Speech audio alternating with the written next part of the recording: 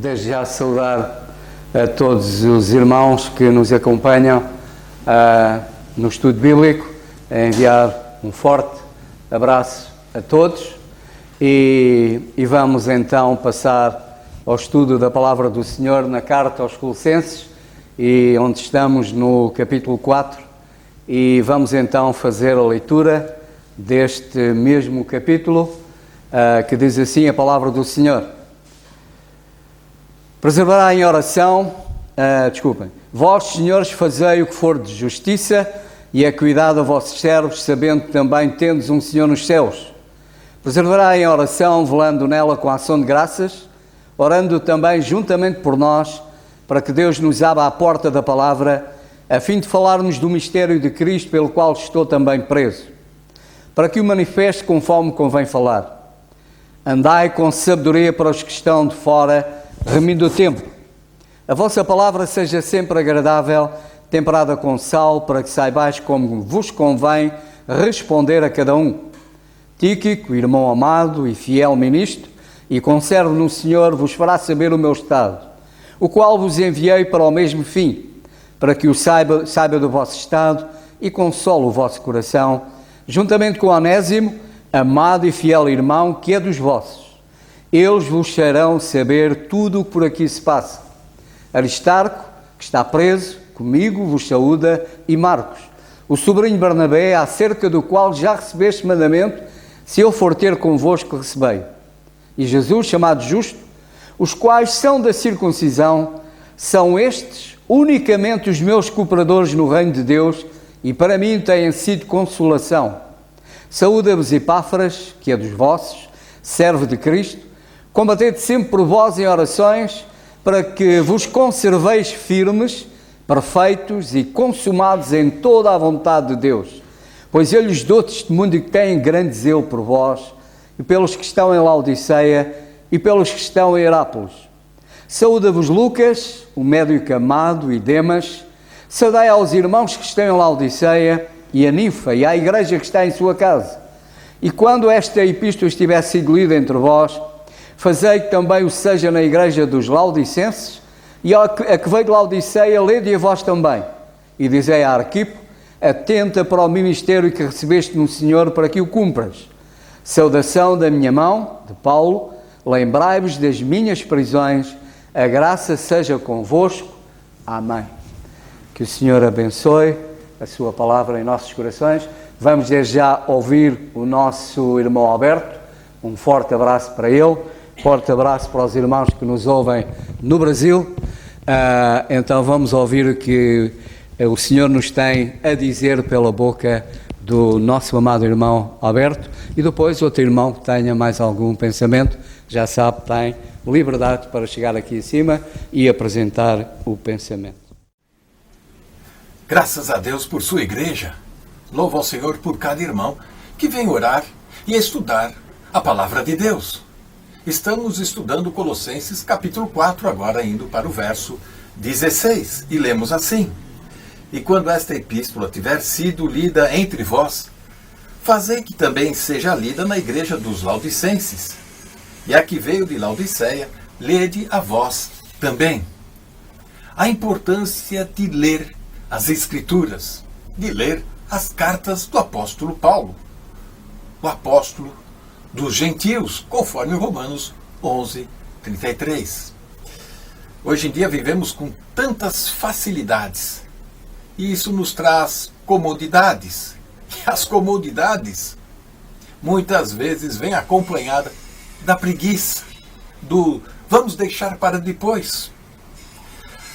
No primeiro século, na época do apóstolo Paulo, a vida era complicada e um pouco difícil para a igreja que estava nascendo e se formando. E ter as cartas do apóstolo Paulo, ou ter um escrito das Escrituras, era muito difícil. Por isso que o apóstolo Paulo pede para que a sua carta seja lida em diversas regiões, seja circular entre os irmãos. E assim também nós vamos entender que escrever uma carta naquela época não era nada fácil. O papiro ou mesmo o pergaminho, que era um material um pouco nobre, custava caro. E você enviar esta mensagem por escrito a uma região distante nem sempre chegava de acordo ao seu destino. Muitas vezes era perigoso um irmão levar uma mensagem por uma estrada romana, já no primeiro século. Hoje nós temos tantas facilidades, muitos livros, comentários, dicionários, edições das Escrituras, mas naquela época, ter uma porção das Escrituras, algum pergaminho, algum papiro, já era raro, raríssimo. Citando alguns versículos, nós vamos poder entender a percepção do apóstolo Paulo e também dos irmãos no primeiro século, da importância destas cartas e principalmente a urgência de estudar e entender aquilo que o Senhor Jesus, ressurreto lá na glória, revelou ao apóstolo Paulo na dispensação agora da graça. Efésios 3, no verso 3 a 5, como me foi este mistério manifestado pela revelação, como antes um pouco vos escrevi. Por isso, quando ledes, podeis perceber a minha compreensão do mistério de Cristo, o qual noutros séculos não foi manifestado aos filhos dos homens, como agora tem sido revelado pelo Espírito aos seus santos apóstolos e profetas da igreja do primeiro século. Veja a importância e o entendimento que o apóstolo Paulo tem de registrar e enviar estas revelações dadas pelo Senhor Jesus às igrejas. Estas cartas eram lidas de modo audível por toda a igreja. E cada reunião de adoração, eles liam estas cartas e todos ficavam atentos para absorver, para compreender, para entender tudo aquilo que era ensinado, alertado nas cartas do apóstolo Paulo. Na primeira carta de Paulo aos Tessalonicenses, no capítulo 5, no verso 27, diz assim: pelo Senhor vos conjuro que esta epístola seja lida a todos os santos irmãos. Paulo conhecia a urgência das cartas que ele registrava ser lida e conhecida por todos os irmãos. E nós também devemos ter esta consciência de conhecer aquilo que está registrado nas cartas do apóstolo Paulo para nós, da Igreja Corpo de Cristo hoje. 1 Timóteo 4,13 persiste em ler, exortar e ensinar até que eu vá. Paulo dá esta ordem, este mandamento ao jovem Timóteo. Persiste em ler, exortar, ensinar. E é para nós também persistir na leitura. Precisamos ter um método de leitura sistemática das Escrituras para compreensão, para entendimento e memorização também.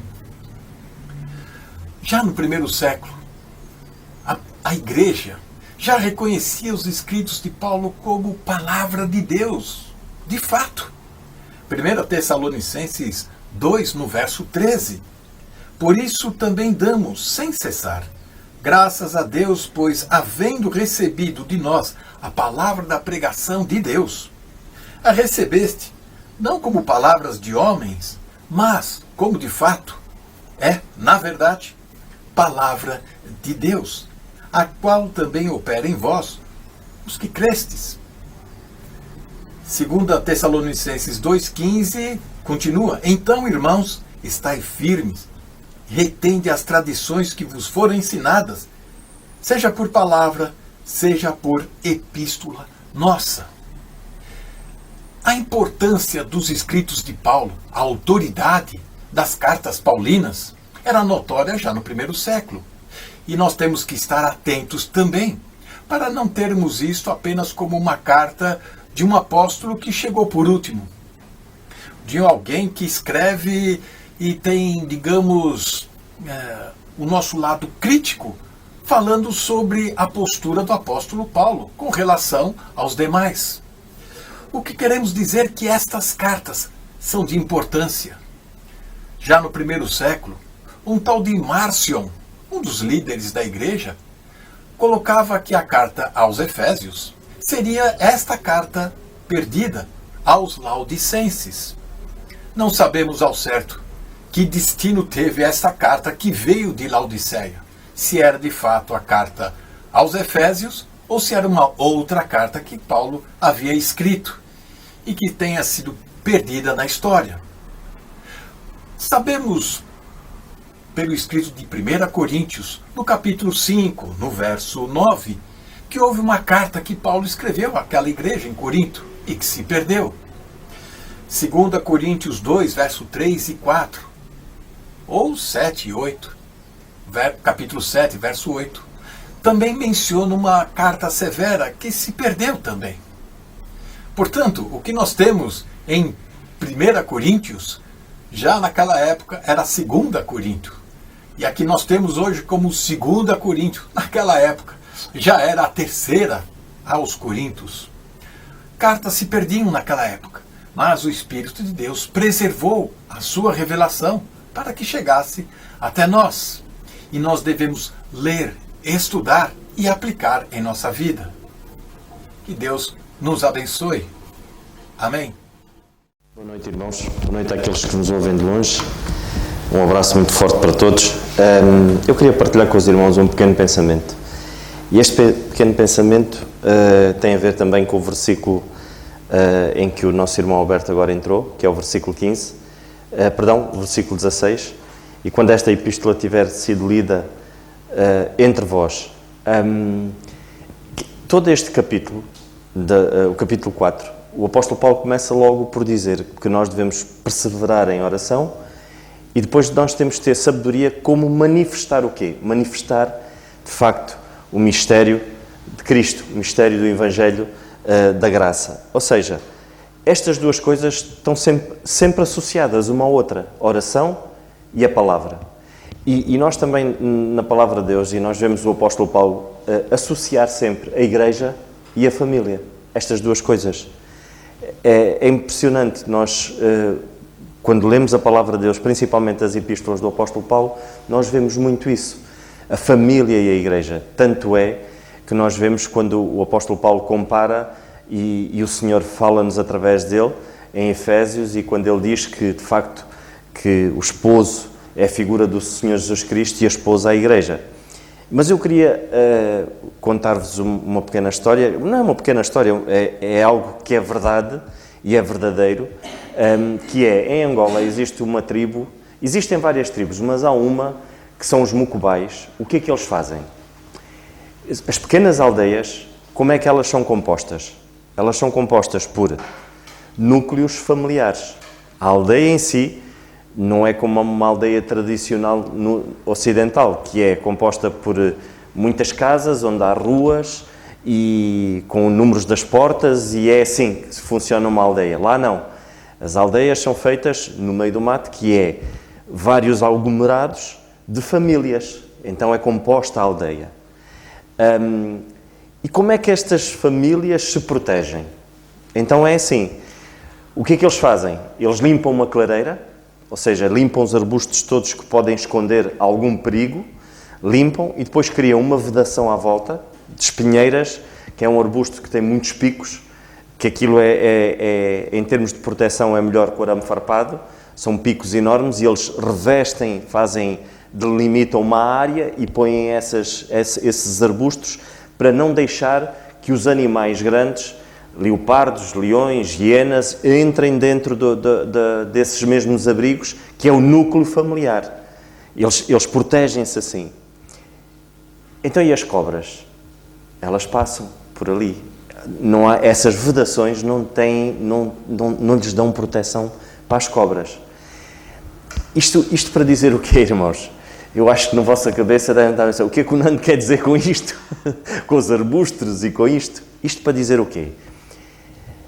A oração e a palavra de Deus e o facto de nós lermos de nós manifestarmos a palavra de Deus nunca está desassociado.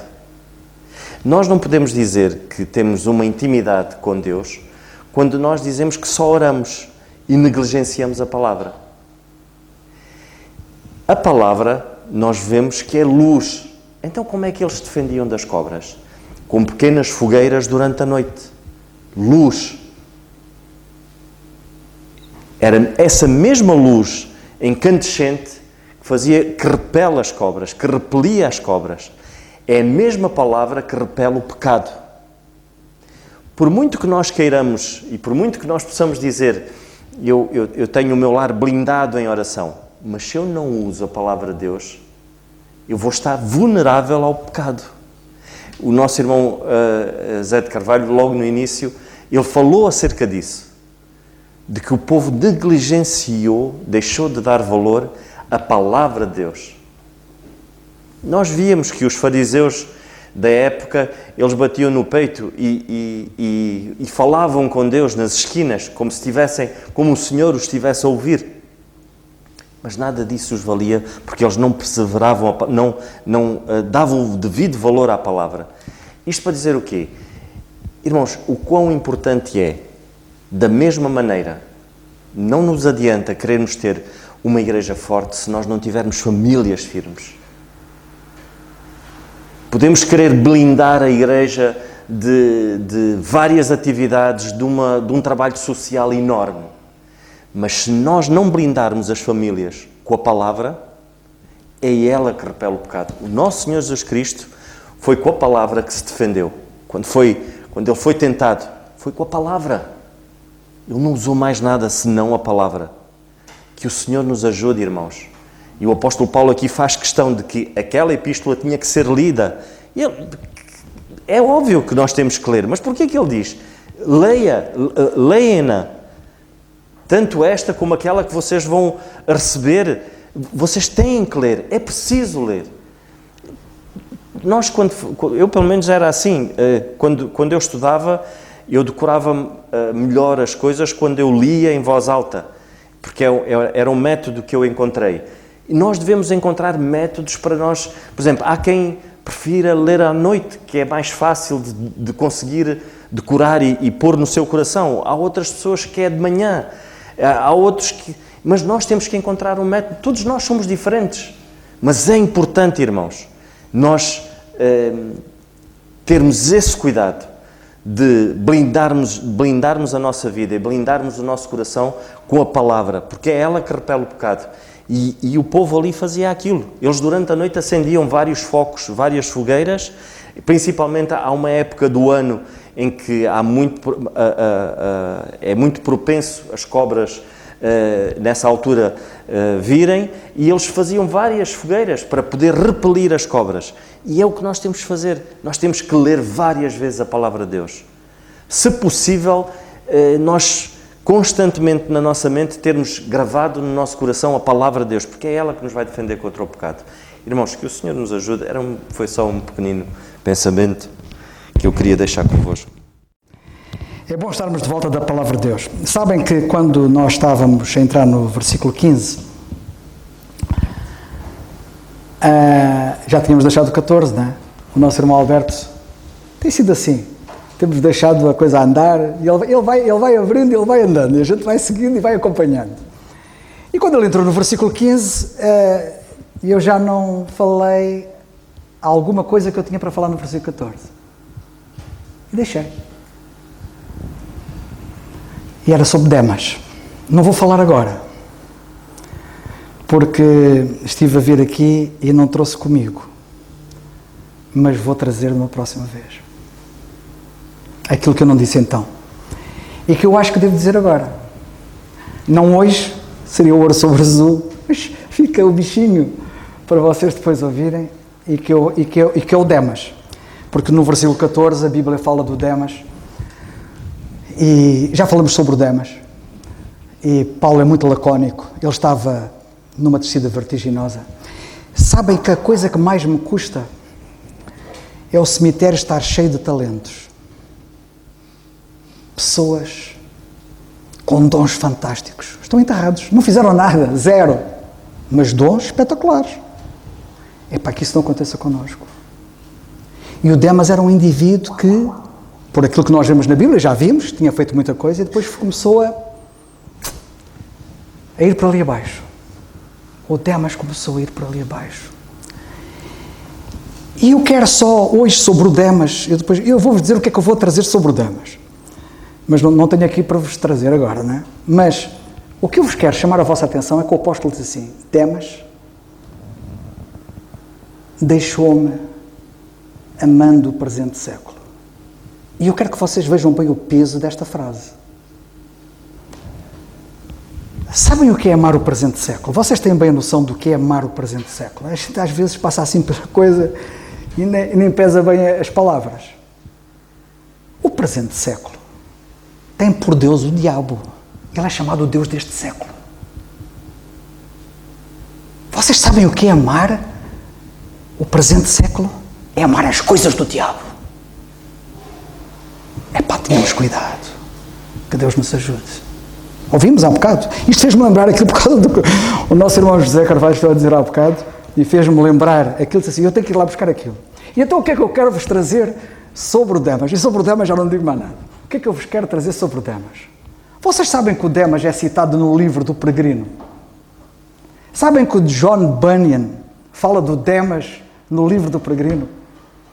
E o que é que ele diz sobre o Demas no livro do Peregrino? É sobre isso que eu quero trazer para vos ler o que é que ele diz sobre o Demas no livro do Peregrino, que eu espero que seja uma bênção para todos nós. Mas vamos ao versículo 16 agora.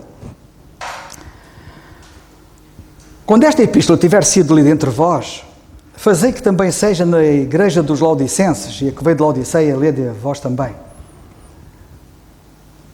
Depois de termos ouvido aquela explanação do nosso irmão Alberto há bocado, acerca das epístolas, e de como elas eram lidas, como elas eram circulares, como havia o hábito da leitura, e tudo dedica-te à leitura, disse Paulo a Timóteo. E aqui nós vemos ele dizer aos crentes, isto é para ser lido. Às vezes é triste haverem crentes que nunca leram a Bíblia. Como é que é possível? O crente nunca lia a Bíblia toda. O que é que se passa? Perguntem, o que é que se passa? Porquê que eu não li a Bíblia toda? E eu, quando leio a Bíblia, até tenho mais cuidado a ler aquelas passagens mais difíceis, aquelas que são assim muito difíceis da gente ler, tipo Levítico, aqueles capítulos dos reis que é só nomes e nomes e nomes e nomes e nomes. Oh Senhor, ajuda-me, eu quero ler isto com calma. Não sei o que é que me vais falar acerca disto, mas ele tem-me falado de muita coisa. Mas temos que ler a Bíblia. A Bíblia manda-nos ler a Bíblia.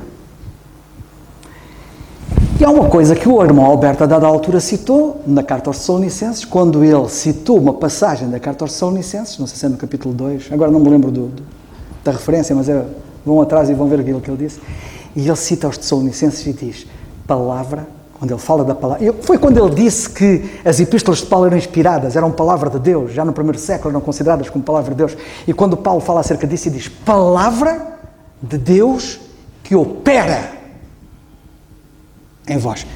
Este livro é qualquer coisa. Este livro trabalha. Este livro opera. Este livro é vivo. Este livro é vivo. Este livro é diferente dos outros, tem vida. E opera. O que eu acho curioso é o apóstolo dizer assim, olha, vocês leiam esta epístola, e depois os Laodicenses também vão lê-la. O que eu quero chamar a vossa atenção é o impacto que a leitura traz e o efeito que ela produz, porque ela opera.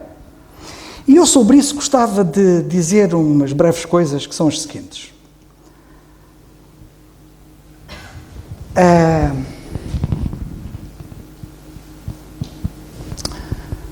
Há muitos, eu já vi várias pessoas que dizem assim, eu não sei ler a Bíblia.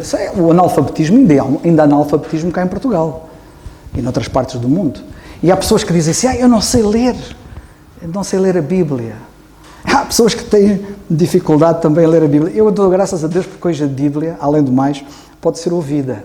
Hoje existem gravações áudio que as pessoas podem ouvir, a palavra de Deus lida, com alguém que a lê, não é? Mas eu quero chamar a vossa atenção para a leitura. Não sei ler. O que diz a Bíblia? Sabem o que é que a Bíblia diz? Quem tem ouvidos para ouvir, ouça. Não diz quem tem olhos para ler.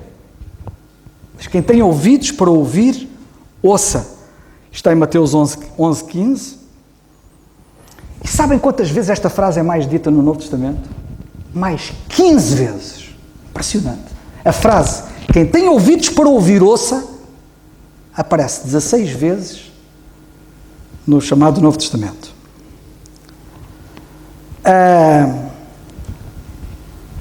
A importância de ler, e de ler alto. E eles tinham este hábito de, na congregação, na igreja, quando ela se reunia, eles lerem a Bíblia audivelmente. Daí que é importante nós, quando nos reunimos, de volta e meia, lá vamos ler uma porção das Escrituras, é importante que a Bíblia seja lida audivelmente para a congregação.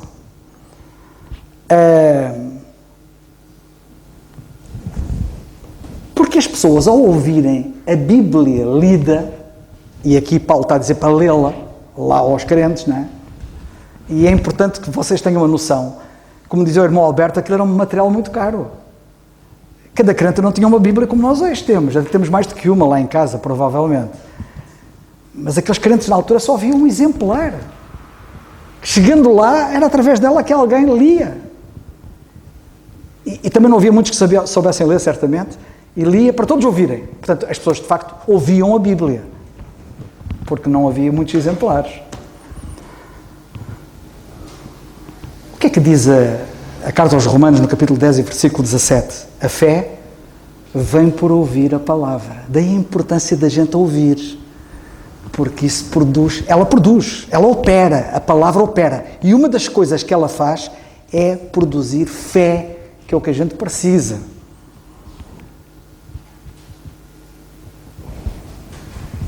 Reparem que até não se ouvindo,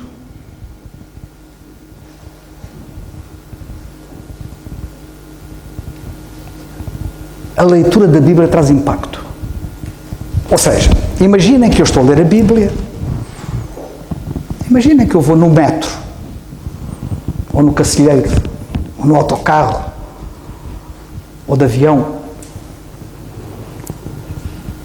ou até no meu automóvel sozinho, e paro na fila de trânsito, e aproveito, às vezes está-se ali parado muito tempo, não é? E aproveito e ponho-me a ler a Bíblia. Eu vou um indivíduo que está ao lado e disse, olha, aquele indivíduo está a ler a Bíblia. Eu não estou a ouvir. Estou sentado no metro e ninguém está a ouvir o que eu estou a ler. Mas estão a ver. E cá temos o impacto da leitura da Bíblia sem som. Traz impacto.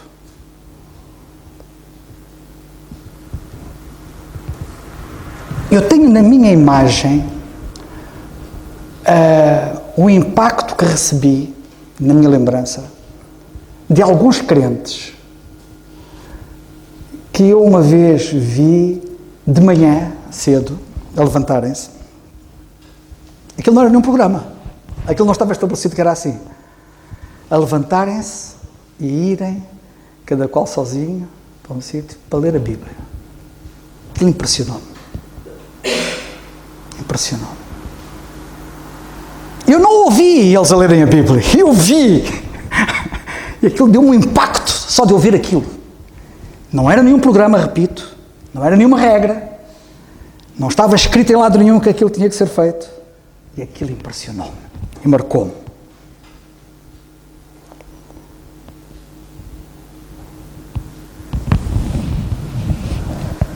A leitura da Bíblia,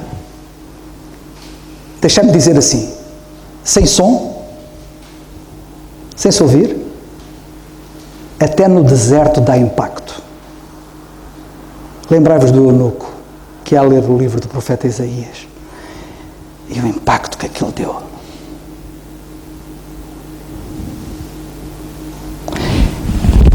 O meu pai converteu-se já numa idade muito avançada, mas dou graças a Deus porque ele se converteu. Por isso vocês não desanimem com aqueles vossos familiares que parece que demora a coisa. Tenham calma, orem, não desanimem, orem. Nando há bocado falou sobre a importância da oração e da Bíblia. São as duas coisas, andam juntas. E quando o meu pai se converteu, eu converti-me primeiro. E depois meu pai converteu-se. E tivemos várias vezes, várias conversas. E uma das minhas curiosidades era saber como é que o meu pai ouviu o Evangelho pela primeira vez. Saber a história da vida dele. E sabem o que é que ele me disse? O primeiro relacionamento dele com a Palavra de Deus, com a Bíblia, foi quando ele partiu para Moçambique, num barco cheio de tropa, no tempo da Segunda Guerra Mundial.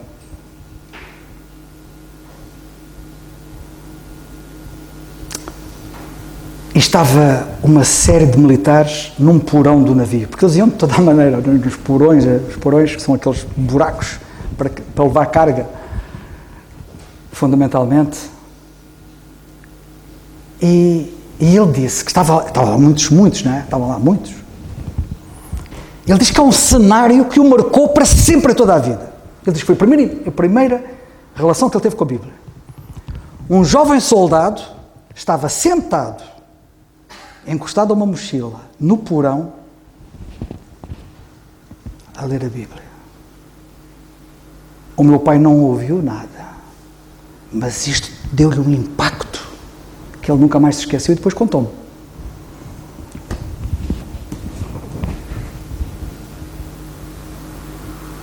Houve um crente, deixa-me só ver aqui as horas, a ver se não estou muito tempo, chamado Henry Maxwell Wright. É autor, se não é da maior parte dos hinos, é de muitos hinos dos nossos hinários. HMW. Quando vocês virem no fim de um hino, no hinário, HMW é o Henry Maxwell Wright. Sabem que, apesar de ele ter nome inglês, ele nasceu em Portugal. Numa viagem de Inglaterra para Portugal no navio a vapor, na altura localizava-se os navios a vapor, ele um dia, eu já contei isto, mas vou contar outra vez, esta parte. Sentou-se no convés do navio a ler a Bíblia. Convés é aquela parte no exterior do navio que não é coberta. E sentou-se lá para ler a Bíblia. Passado um bocado, assim um bom bocado, houve um sujeito que passou ao pé dele quando ele estava a ler a Bíblia. E esse sujeito chegou-se ao pé dele e disse assim: vejo que o senhor é crente. Disse ele. E ele respondeu: eu tinha içado a bandeira e estava a ver que ninguém notava. Irmãos, içemos a bandeira quando vamos no metro, no autocarro. Andemos com a Bíblia. Eu não sou dessa geração, mas eu sou da minha geração. E eu sou da geração em que não saía sem a Bíblia. Eu estava nas aulas na Faculdade de Engenharia no Porto com a Bíblia na minha secretária aberta. A Bíblia comigo por todo lado. E eu tinha a Bíblia à mão sempre para ela poder. Mas, gerações atrás, eu li de uns crentes de umas gerações atrás que diziam que nenhum crente saía para a rua sem a Bíblia. Sem pelo menos o Novo Testamento. Não saíam. E até o irmão Sobral falou-me de um crente que ele conheceu que nunca saía de casa sem orar.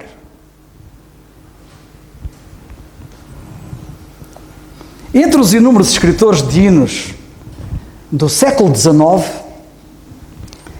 Henry Maxwell Wright, conhecido por estas iniciais HMW, nasceu em Lisboa, em Portugal, no dia 7 de dezembro de 1849. Ou seja, nasceu 8 anos antes de eu ter nascido, um século antes. Tendo partido para o Senhor no ano de 1931. Dedicou-se primeiramente ao comércio, mudando-se depois para Londres, a fim de cuidar dos seus interesses profissionais. E foi ali em Londres que ele se converteu ao Senhor. Era filho de pais ingleses, os quais eram verdadeiramente cristãos. E depois de ele ter conhecido e auxiliar Dwight Moody, o grande evangelista americano Dwight Moody, que também passou umas temporadas na Inglaterra, numa grande campanha de evangelização que o Moody fez na Inglaterra, ele ajudou, e uma campanha que se realizou em 1874 e 1875, abandonou a sua próspera carreira comercial para dedicar-se, e isto é importante, à evangelização da Inglaterra e da Escócia. Maxwell Wright, Henry. É citado no capítulo 9. Vocês cá também não sabiam desta. No capítulo 9 do romance famoso In His Steps, que traduzido para a versão portuguesa é conhecido Em Meus Passos, que faria Jesus. Sabem que ele é citado nesse romance? Em Meus Passos, que faria Jesus. Esse romance, escrito por Charles Sheldon, retratado como empresário que sentia a sua responsabilidade social. Quem se lembra da história desse livro? E ele é lá citado. Foi missionário na Inglaterra, na Escócia, nos Estados Unidos, em Portugal, nos Açores, no Brasil. E durante mais de 50 anos evangelizou povos que falavam a língua portuguesa. Dedicou-se à evangelização na Inglaterra e na Escócia durante 3 anos. Em 1887 regressou a Portugal e aqui trabalhou não só no continente, mas também nas ilhas, como a Madeira e São Miguel nos Açores. Visitou o Brasil 4 vezes, uma em 1881, outra em 1890 e 1891, outra em 1893 e por último em 1914, a convite de um crente chamado Braga, um crente brasileiro que morava na cidade do Porto, em Portugal. Ele era um verdadeiro embaixador de Cristo.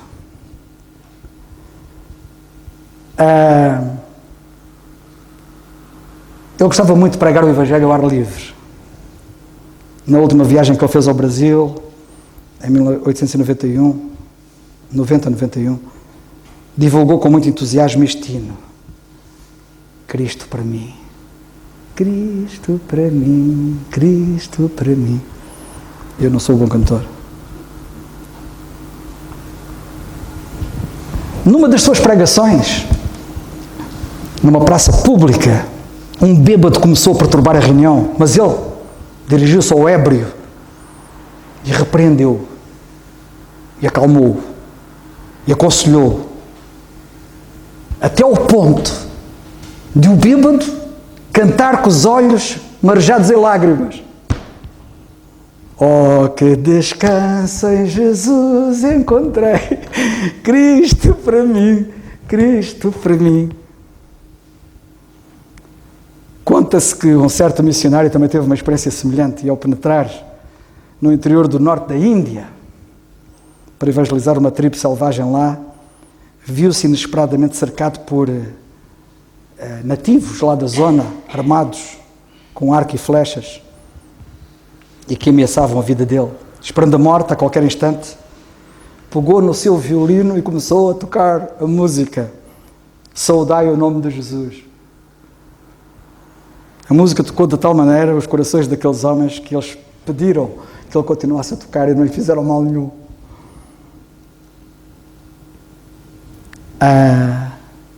Não foi de admirar que, passado pouco tempo, vários daqueles homens se tinham convertido e cantassem louvores ao Senhor com ele.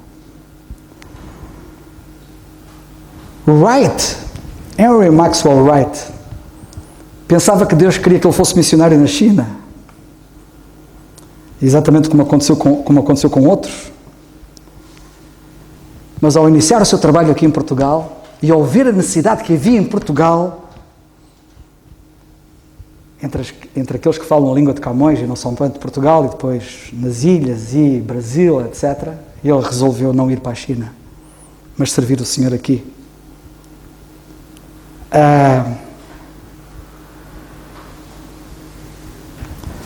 Em 1905, ele e a esposa, que se chamava Ellen, fixaram residência e o seu quartel-general da ação na cidade do Porto e construíram ali, na capital nortenha, no Porto, o famoso salão evangélico, que para vocês não vos dirá muito, eu como vim do Norte, conheço muito bem, chamado ACM, Associação Cristã da Mocidade foi fundada por ele. Ali faziam-se muitas reuniões. Sabem que ele tinha uma potente voz e cantava a solo nas reuniões muitas vezes.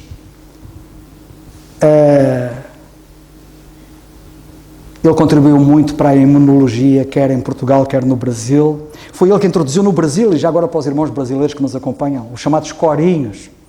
Foi ele que introduziu o conceito dos corinhos. O seu nome aparece nos seguintes cenários da língua portuguesa: hinos e cânticos, que nós usamos, salmos e hinos, in memoriam, cantor cristão, cânticos de alegria e diversos outros cenários.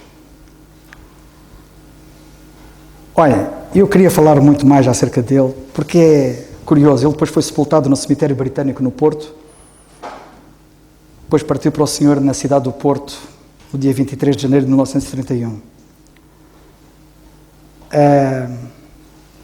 Houve um irmão que testemunhou acerca dele dizendo isto: a minha amizade com Henry Maxwell Wright durou uns 20 anos.